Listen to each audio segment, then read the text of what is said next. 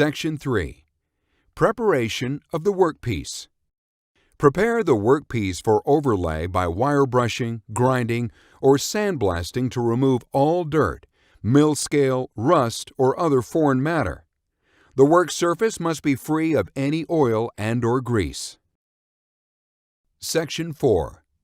Powder selection. The type of powder used will be dependent on your application.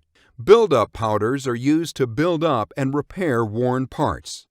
After application, these powders are easily machined should additional finishing be required.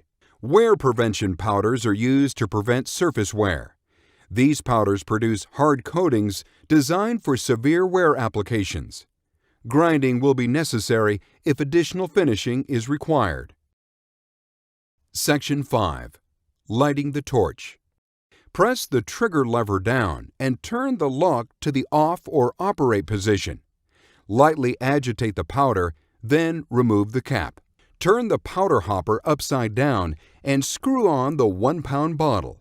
Make sure that the torch control valves are completely closed. Standing with the cylinder between you and the regulator, crack the oxygen gas cylinder valve, then open it fully.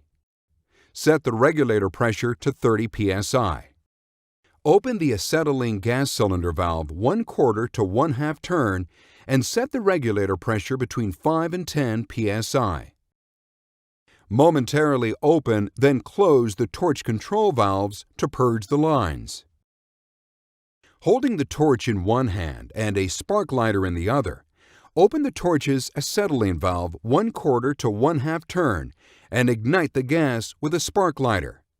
Point the flame away from personnel, cylinders, and any other combustible materials. Open the torch acetylene valve until the flame stops sooting. Now slowly open the torch oxygen valve until a typical neutral flame is produced as shown here. Section 6. Operating techniques. Preheat by directing the flame toward your workpiece while holding the tip approximately 2 to 4 inches away. When the workpiece surface turns a bluish tint, pre-spray the area to be resurfaced by slightly depressing the powder trigger while holding the tip about 1 to 2 inches away. The pre-sprayed surface will have a thin, rough, unfused coating which will protect it from oxidation during the balance of the spraying process. After the part has been pre-sprayed, select a starting point, usually a corner or end of the piece, and slowly heat that area until the pre-sprayed powder begins to fuse, which will be indicated by a shining mirror-like appearance. Maintain a tip-to-workpiece distance of 1/2 to 3/4 of an inch to obtain the best results. Add additional powder by depressing the powder feed lever. Then release the lever to stop powder flow. Fuse this newly deposited powder by moving slowly enough for all the deposit to fuse. Continue by repeating the last 2 steps of adding powder and fusing until the desired thickness is obtained. Be sure all the powder is completely fused. Note that travel speed, tip size, and torch manipulation control the thickness of the buildup.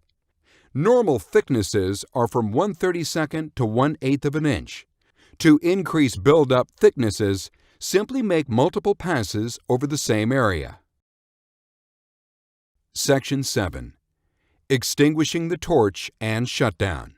To extinguish the flame, first shut off the torch oxygen valve, then shut off the torch acetylene valve. After the flame is extinguished, wipe off the face of the tip with a clean, oil-free cloth to prevent any accumulation and buildup of powder. Turn the torch upside down and unscrew the powder bottle. Replace the cap on the powder bottle and store all powder in a dry area.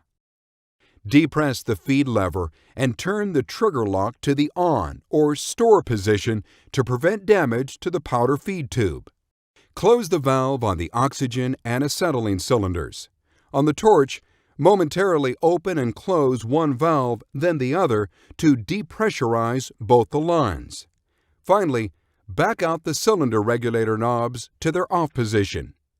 Store the torch in a safe, clean area to ensure long life and optimum operation.